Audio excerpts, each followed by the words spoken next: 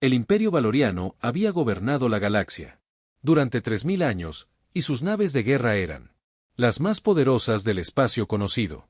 El comandante Zetor se encontraba en el puente del acorazado imperial Gloria Eterna, observando las pantallas de los sensores con la confusión reflejada en su rostro escamoso.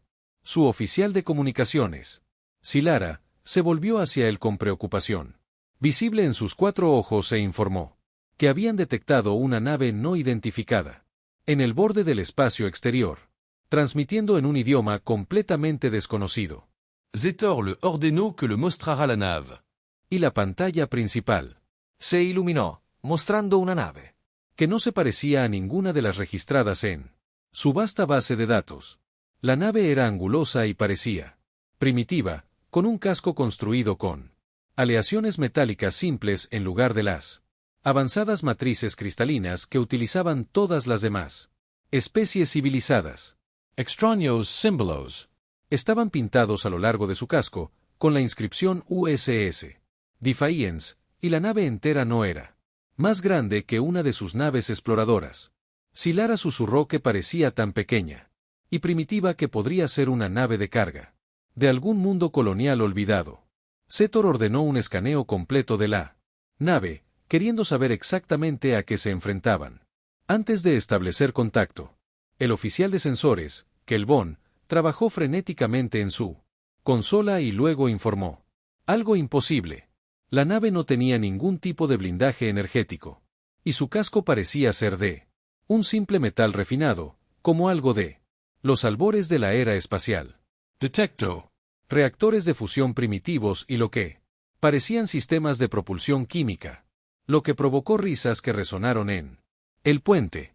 Una especie que aún utilizaba energía de fusión apenas debía haber salido de su sistema solar y no tenía por qué estar tan lejos de su mundo. Silara sugirió que podrían ser refugiados o mercaderes de un mundo no contactado que habían llegado al espacio imperial por accidente. El panel de comunicaciones sonó y una voz se escuchó hablando en una lengua extraña y áspera que la matriz de traducción tardó varios instantes en procesar. Cuando finalmente tradujo las palabras al estándar valorano, el mensaje fue claro e impactante. Era el capitán Jake Morrison del destructor Defiance de la Armada de los Sistemas Terrestres Unidos. Estaban violando el espacio territorial humano. La voz les ordenó retirarse inmediatamente o seríamos atacados. El puente quedó completamente en silencio durante 3 latidos, antes de que Zetor soltara una carcajada. La nave primitiva los estaba amenazando. Un acorazado del Imperio Valorano que podía reducir planetas a cenizas estaba siendo amenazado por algo que parecía estar unido con soldaduras primitivas. El oficial de armas preguntó con impaciencia si debía destruir la nave humana, y Zetor levantó la mano, negándose. Quería divertirse un rato con esos primitivos primero y ordenó a comunicaciones que abrieran un canal. Cuando se estableció la conexión, la pantalla mostró el interior de lo que solo podía describirse como un rudimentario centro de mando. Un hombre humano de pelo corto castaño y penetrantes ojos azules los miraba fijamente, vistiendo un sencillo uniforme azul con varias insignias que no significaban nada para los valoranos. Zetor se presentó con grandilocuencia como comandante de la flota imperial valoriana e informó al humano de que estaba invadiendo espacio reclamado por el imperio.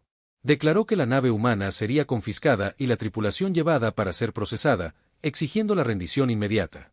La expresión del capitán Morrison no cambió en absoluto, y simplemente le dijo a Zetor que tenía 10 segundos para dar la vuelta. La diversión de Zetor creció mientras preguntaba con qué derecho una nave primitiva sin escudos y con armas obsoletas creía que podía amenazar a una nave capaz de reducirla a átomos. Morrison se inclinó ligeramente hacia adelante y dijo que Zetor no tenía ni idea de con quién se metía y que esta era su última advertencia.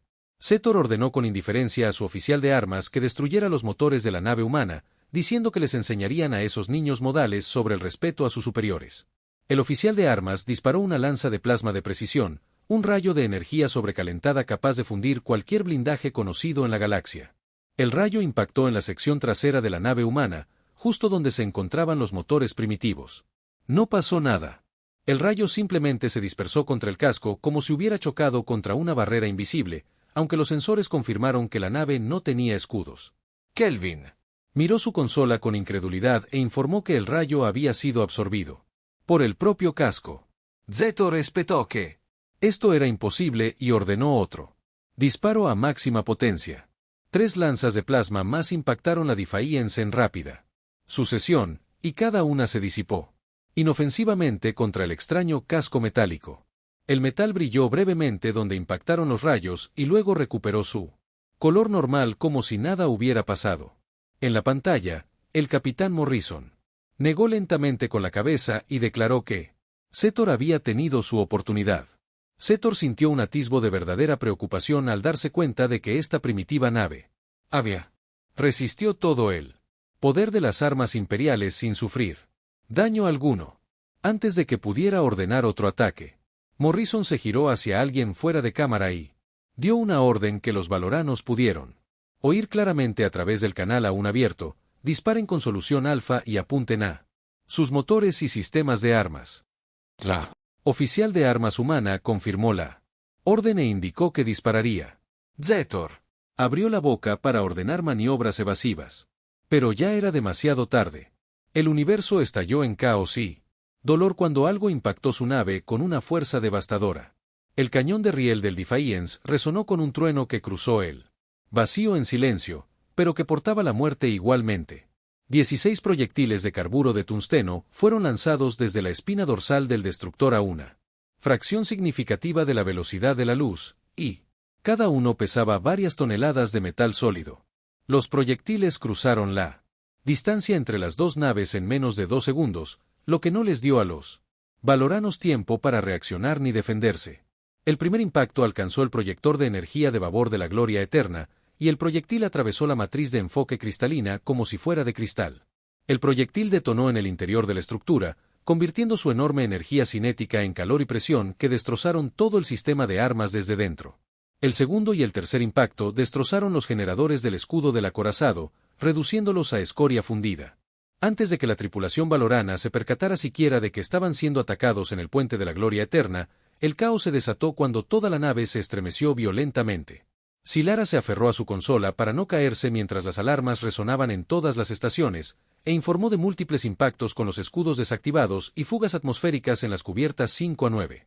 Zetor rugió que aquello era imposible, pues su escudo debería haber desviado cualquier arma cinética. La voz de Kelvin se quebró por el pánico al informar que los humanos no estaban usando armas de energía. Se trataba de proyectiles físicos que se movían a velocidades imposibles, y sus escudos no estaban calibrados para detener materia sólida a esas velocidades, ya que nadie había usado armas cinéticas en la guerra durante miles de años. Otra salva impactó con devastadora precisión, y el arsenal principal del Eternal Glory explotó en una cascada de detonaciones secundarias que arrasaron 3 cubiertas. El poderoso acorazado, orgullo de la flota imperial, comenzó a escuchar a Starbird mientras sus propulsores de maniobra fallaban y el fuego se propagaba por el interior. Morrison observó los informes de daños con sombría satisfacción y ordenó a su tripulación que cesara el fuego y mantuviera el objetivo fijado. En la pantalla, Zetor parecía mucho menos divertido que antes, ya que su puente estaba a oscuras, iluminado solo por las luces de emergencia. ¿Y pequeños fuegos? Preguntó qué era Morrison y qué clase de monstruo había atacado sin previo aviso. Morrison respondió simplemente que eran humanos y que Zetor acababa de causar una pésima primera impresión en nombre de todo su imperio. El capitán humano declaró que la nave valorana estaba inutilizada y ordenó a Zetor que se rindiera y se preparara para el abordaje. Zetor gruñó que el imperio no toleraría tal insulto y que todo el poderío de la flota se abalanzaría sobre su mundo primitivo y lo reduciría a cenizas. La expresión de Morrison permaneció gélida, y respondió que los valoranos eran bienvenidos a intentarlo. Pero primero, Zetor iba a responder algunas preguntas sobre su imperio y sus intenciones. En cuestión de horas, llegaron 2 naves de guerra valoranas más para investigar la pérdida de contacto con la Gloria Eterna. Encontraron el acorazado, una nave a la deriva en el espacio con sus sistemas de armas completamente destruidos y su tripulación atrapada a bordo de una nave moribunda. Rodeándola como un depredador estaba la pequeña nave humana de aspecto primitivo que, de alguna manera, había logrado lo que debería haber sido imposible. Cuando los comandantes valoranos exigieron una explicación, el capitán Morrison transmitió todos los datos tácticos del combate, incluyendo registros de sensores y grabaciones visuales. Los comandantes valoranos observaron con creciente horror cómo su clase de nave de guerra más poderosa era desmantelada sistemáticamente por armas que habían descartado como obsoletas miles de años atrás. El capitán valorano de mayor rango, cuyo nombre era Bess, transmitió, por un canal seguro que esta información debía llegar al alto mando. Inmediatamente. Estos humanos eran diferentes a todo lo que habían encontrado en su larga historia de conquista y expansión. No dependían de escudos de energía ni armas de plasma, sino que utilizaban la física misma como arma con una efectividad devastadora. Pero ya era demasiado tarde para el secreto, pues el enfrentamiento había sido monitoreado por docenas de otras especies en los confines del espacio imperial. La noticia se extendió rápidamente por las redes subterráneas de mundos subyugados y sistemas independientes que habían sufrido bajo el dominio valorano. Los humanos habían llegado a la galaxia y no estaban impresionados con el Imperio Galáctico. Se habían enfrentado al poder de un acorazado imperial y lo habían aplastado con desprecio. Se sentiam cômodos usando armas que todos los demás habían abandonado. Forish sabía Que esta noticia se extendería como la pólvora, y que las especies subyugadas empezarían a preguntarse si el imperio era tan invencible como afirmaba. Transmitió un mensaje urgente al alto mando explicando la situación y solicitando refuerzos inmediatos. La respuesta llegó en menos de una hora, ordenándole mantener su posición y observar la nave humana hasta que llegara la flota. El alto mando estaba reuniendo un grupo de batalla de 40 naves de guerra para lidiar con esta amenaza humana y enseñarles el precio de atacar naves imperiales. Bess acusó recibo de las órdenes, pero sintió un nudo de miedo en el estómago mientras observaba a la nave humana. No se había movido de su posición rodeando la maltrecha gloria eterna, y no mostraba señales de preocupación por el inminente enfrentamiento. O los humanos eran increíblemente necios, o sabían algo que los valoranos ignoraban. El capitán Morrison estaba sentado en su silla de mando, leyendo los informes de inteligencia que su tripulación había extraído de las computadoras de la gloria eterna.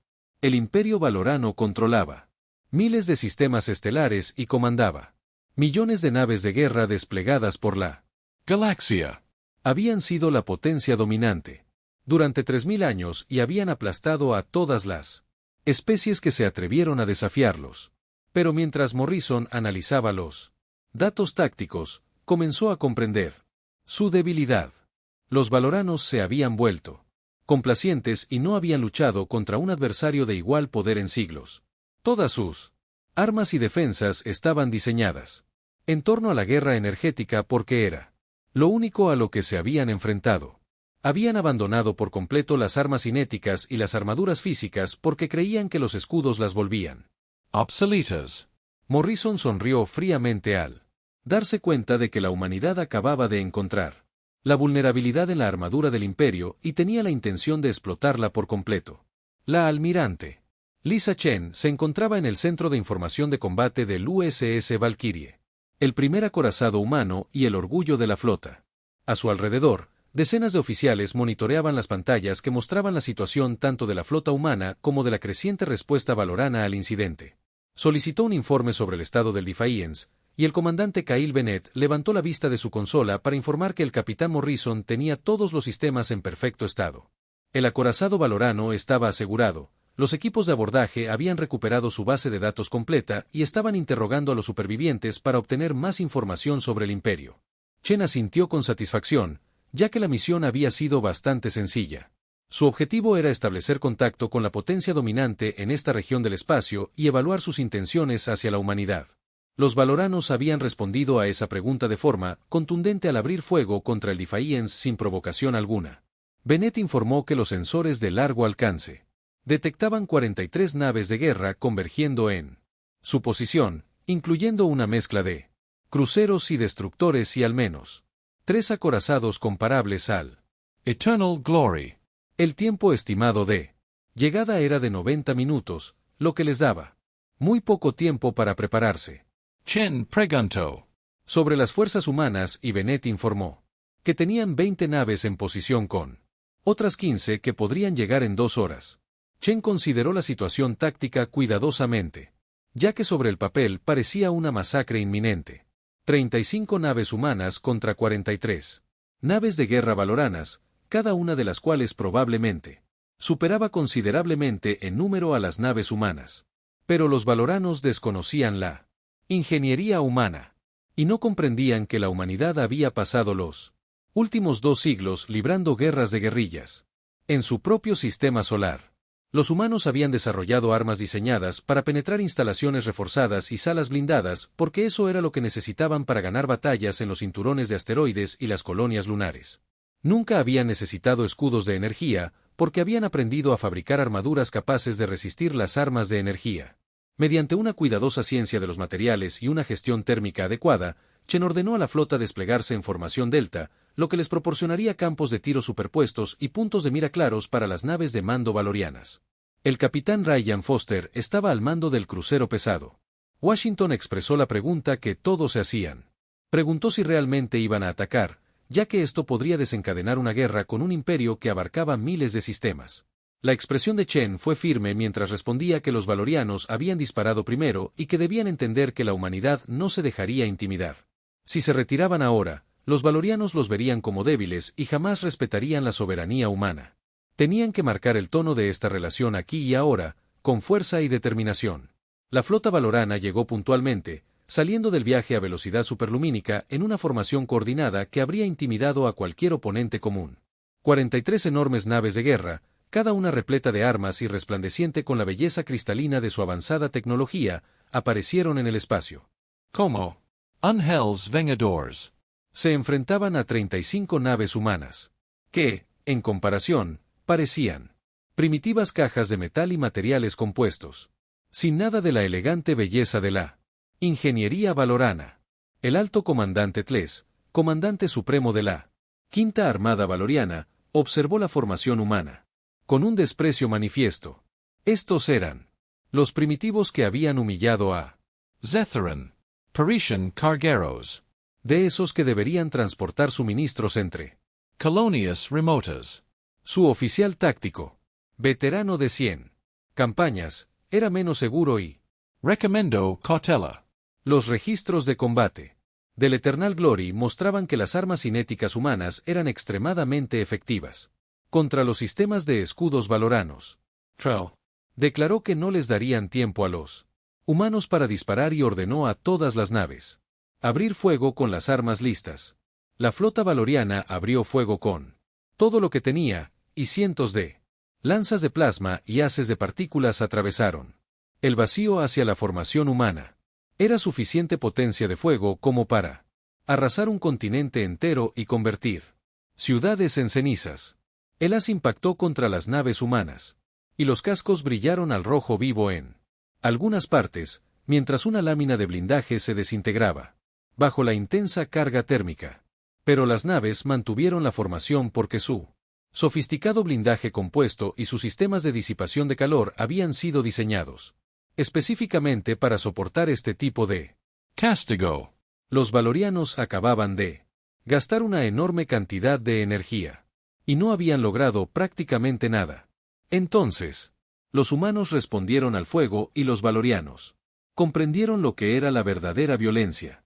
El espacio entre las dos flotas se convirtió en una tormenta de metal y muerte, cuando los cañones de riel y las baterías de misiles humanas desataron su furia. Un crucero valoriano, llamado la Verdad Resplandeciente, recibió un impacto directo de 3 proyectiles de cañón de riel disparados por la USS Montana. El primer proyectil penetró la sección de proa y recorrió toda la longitud de la nave antes de salir por la popa, dejando un túnel de destrucción a su paso.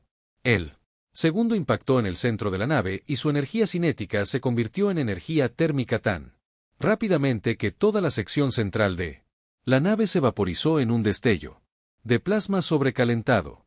El tercer proyectil falló su objetivo, pero pasó de largo para impactar un destructor que había tenido la mala suerte de estar en la línea de fuego. Tles gritó a todas las naves que realizaran maniobras evasivas mientras veía cómo su flota era destrozada.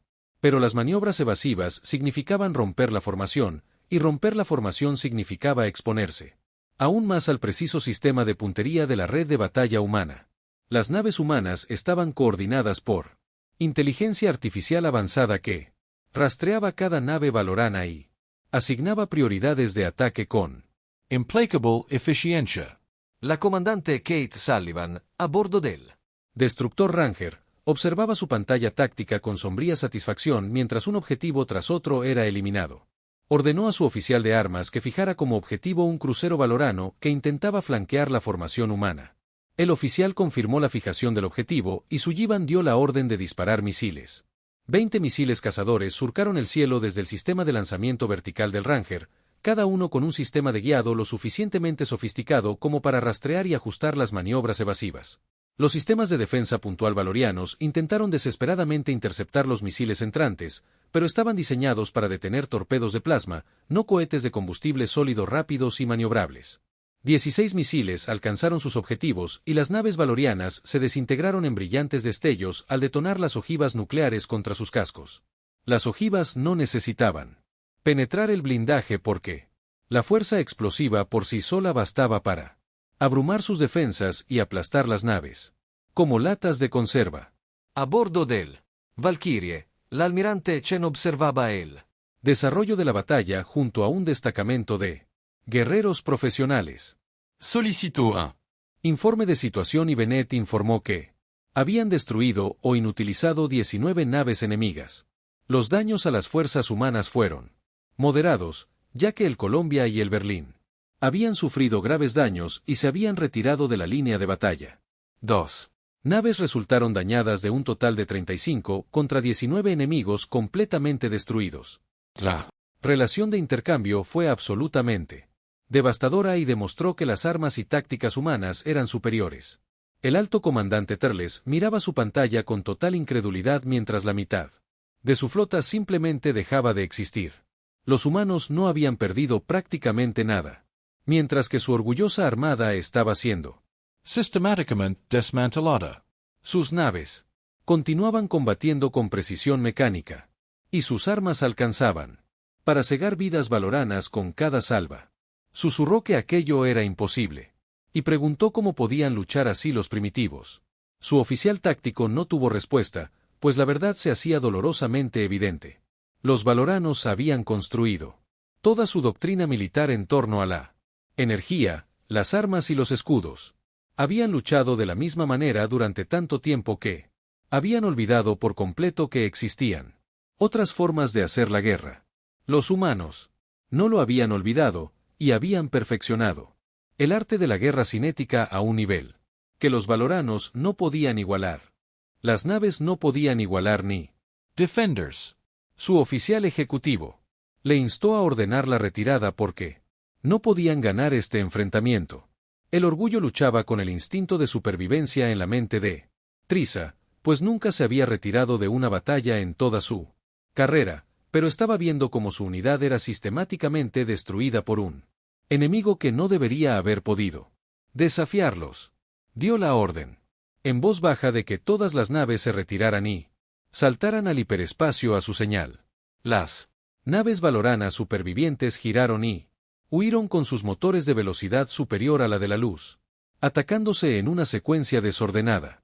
En menos de un minuto, habían desaparecido, dejando atrás solo escombros y los moribundos cascos de sus camaradas caídos flotando en el espacio. La almirante Chen exhaló un suspiro que no se había dado cuenta de que estaba conteniendo y ordenó a la flota que bajara del estado de alerta de combate. Los equipos de control de daños debían evaluar su estado de inmediato, y el servicio de comunicaciones debía establecer un canal con el comando terrestre. El rostro del capitán Foster apareció en su pantalla, felicitándola por una victoria increíble. Chen lo corrigió, diciendo que habían sorprendido a los valoranos, pero que la próxima vez estarían preparados. Necesitaban prepararse para cualquier respuesta que el Imperio pudiera enviar, porque sin duda la habría. El Imperio valorano acababa de sufrir una humillante derrota a manos de una especie a la que habían tachado de primitiva. Ese tipo de insulto exigía represalias en su cultura. La cuestión era qué forma tomaría esa represalia y si sería militar o diplomática. Chen ordenó a sus oficiales de inteligencia que analizaran todo lo que habían aprendido de la base de datos valorana capturada. Necesitaba comprender cómo pensaba el Imperio y cómo podrían responder a esta situación. Mientras tanto, la noticia de la batalla se extendía por la galaxia a la velocidad de la luz. Todas las especies que habían sido conquistadas o subyugadas por los valoranos se enteraron de que los humanos habían derrotado a una flota imperial. Los movimientos de resistencia que habían permanecido latentes durante décadas encontraron de repente una nueva esperanza. Los sistemas independientes que habían pagado tributo para evitar la conquista comenzaron a preguntarse si debían continuar. El equilibrio de poder en la galaxia estaba cambiando y nadie sabía dónde se asentaría finalmente. El capitán Morrison recibió órdenes de regresar a la flota humana. Con la nave capturada Gloria Eterna a cuestas. Los supervivientes valoranos serían tratados como prisioneros de guerra según las costumbres humanas, que eran mucho más humanas que el trato que los valoranos daban a sus cautivos. Morrison esperaba que esto enviara un mensaje de que los humanos estaban dispuestos a mostrar misericordia a los enemigos derrotados, mientras la Defiance maniobraba para enganchar los cables de remolque al Dreadnought. Morrison reflexionó sobre cuánto había cambiado todo en tan solo unas pocas horas. La humanidad había anunciado su presencia en la galaxia de la forma más dramática posible. Habían demostrado que el supuestamente invencible imperio valoriano podía ser derrotado. Morrison sabía que la Tierra jamás volvería a ser la misma después de esto. El planeta natal había permanecido aislado durante tanto tiempo, creyendo ser la única vida inteligente en el universo. Ahora conocían la verdad, la galaxia estaba repleta de vida, y la mayor parte era hostil. Pero la humanidad también había demostrado que podía defenderse contra lo mejor que la galaxia podía ofrecer. La Cámara del Consejo del Imperio Valoriano era una magnífica estructura tallada en un único cristal masivo, y sus paredes reflejaban la luz en patrones hipnóticos que normalmente inspiraban admiración. Pero la belleza de la arquitectura pasó completamente desapercibida para los comandantes y funcionarios reunidos para escuchar el informe del alto comandante Terles. El emperador Kalt, el gobernante supremo del imperio, permanecía sentado en su trono con una expresión de furia apenas contenida. Los miembros de su consejo guardaban un tenso silencio mientras Triles terminaba de describir cómo se había desarrollado la batalla y cómo se habían visto obligados a retirarse. El emperador habló lentamente, preguntando si Triles de verdad le estaba diciendo que habían perdido 24 naves de guerra ante una flota de naves primitivas, que utilizaban armas cinéticas obsoletas. TLS admitió que sí, que eso era exactamente lo que había sucedido, ya que su tecnología era mucho más sofisticada de lo que indicaban los escaneos iniciales. Su armadura estaba diseñada específicamente para contrarrestar las armas de energía, y sus armas cinéticas atravesaban por completo los escudos valoranos. El emperador exigió que modificaran sus escudos para detener proyectiles sólidos. Inmediatamente, el científico jefe, cuyo nombre era Peltor, intervino para explicar que no era tan sencillo. Los escudos de energía funcionaban desviando partículas cargadas y energía coherente, pero la materia sólida a alta velocidad los atravesaba con mínima interacción. Para detener las armas cinéticas, necesitarían armadura física, la cual habían abandonado siglos atrás por considerarla obsoleta e ineficiente. El emperador preguntó con enojo cuánto tiempo tomaría reconstruir la armadura, y Peltor respondió que requeriría rediseñar toda su flota desde cero.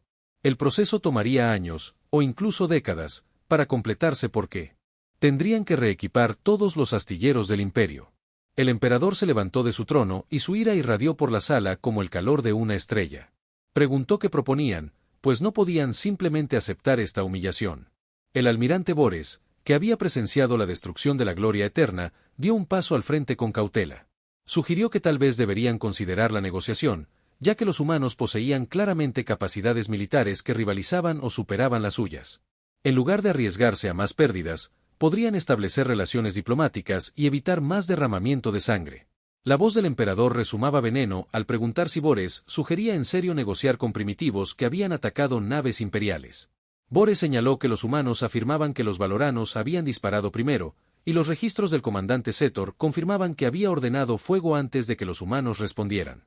El emperador se giró para mirar fijamente a Terles y exigió saber si aquello era cierto. TLS admitió que Setor estaba siguiendo el protocolo estándar para lidiar con naves no autorizadas en el espacio imperial. El emperador estalló, diciendo que el protocolo estándar les acababa de costar 2 docenas de naves de guerra y los hacía quedar mal ante toda la galaxia.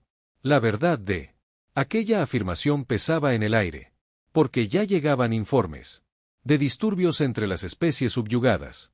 Mundos que habían sufrido bajo el dominio valorano durante siglos se preguntaban ahora si el imperio era tan invencible como siempre había afirmado ser. Mientras tanto, en órbita alrededor de la Tierra, la almirante Chen se presentó ante el Consejo de Sistemas Terrestres Unidos, presentando su propio informe sobre el enfrentamiento. Explicó que los valoranos tenían una superioridad numérica significativa en toda la galaxia, pero su doctrina táctica era rígida y predecible. Dependían de armas y escudos de energía, excluyendo casi todo lo demás. Mientras la humanidad mantuviera sus ventajas tecnológicas en armaduras y armas cinéticas, podrían competir eficazmente. El consejero Martin Green se inclinó hacia adelante y preguntó si realmente podrían ganar una guerra prolongada, dado que los valoranos controlaban miles de sistemas, mientras que la humanidad apenas había colonizado su vecindario estelar. John. Admitió que una guerra prolongada sería muy difícil, pero no creía que se llegara a eso. Los valoranos se estaban dando cuenta de que los humanos no eran los primitivos que habían supuesto y que adaptarían sus tácticas o buscarían algún tipo de acuerdo. Green preguntó, ¿qué sucedería si los valoranos adaptaran su ejército para contrarrestar las ventajas humanas? Chen respondió que la humanidad se adaptaría más rápido porque eso era lo que mejor habían hecho a lo largo de toda su historia. El Consejo debatió durante horas sobre la respuesta adecuada, pero finalmente decidió optar por una política de diplomacia armada. La humanidad mantendría una fuerte presencia militar en los confines del espacio Valoran, a la vez que ofrecía establecer relaciones diplomáticas formales. 3 semanas después, una delegación imperial llegó al puesto de avanzada humano llamado Estación Nuevo Horizonte. Estaban liderados por la embajadora Sinindel, una diplomática de carrera conocida en todo el imperio por su pragmatismo y habilidad para la negociación. Se reunió con el capitán Morrison, cuya nave había desencadenado toda esta cadena de acontecimientos, en una sala de conferencias neutral. Sinindel comenzó declarando que el imperio deseaba establecer relaciones formales con la humanidad, y reconocieron que su contacto inicial había sido desafortunado. Morrison asintió y respondió que desafortunado era solo una palabra. Sinindel continuó diciendo que el emperador estaba dispuesto a ofrecer acuerdos comerciales y paquetes de defensa mutua, y a cambio, pedían que los humanos respetaran las fronteras del espacio imperial. Morrison respondió que podían respetar las fronteras siempre y cuando éstas fueran razonables. Y los valoranos no amenazaban las colonias humanas. Zindel observó al humano con atención y le preguntó ¿en qué se diferenciaba tanto su especie de todo lo que habían encontrado antes? Los humanos contaban con escudos de energía, pero sus armaduras resistían las armas valoranas. Y usaban armas cinéticas que todos los demás habían abandonado, pero que eran más efectivas que los sistemas avanzados. Morrison sonrió levemente y explicó que los humanos habían aprendido a luchar en el vacío absoluto de su sistema solar, donde los recursos eran limitados y cada batalla podía ser decisiva. No podían confiar en escudos que podían fallar, así que necesitaban armaduras que resistieran. Pase lo que pase. No podían desperdiciar energía en armas de plasma que podían fallar. Así que necesitaban proyectiles que impactaran con fuerza y precisión siempre. Sindel comprendió que los humanos habían construido su ejército por pura necesidad. Y Morrison confirmó. Lo dicho, lo construyeron por supervivencia.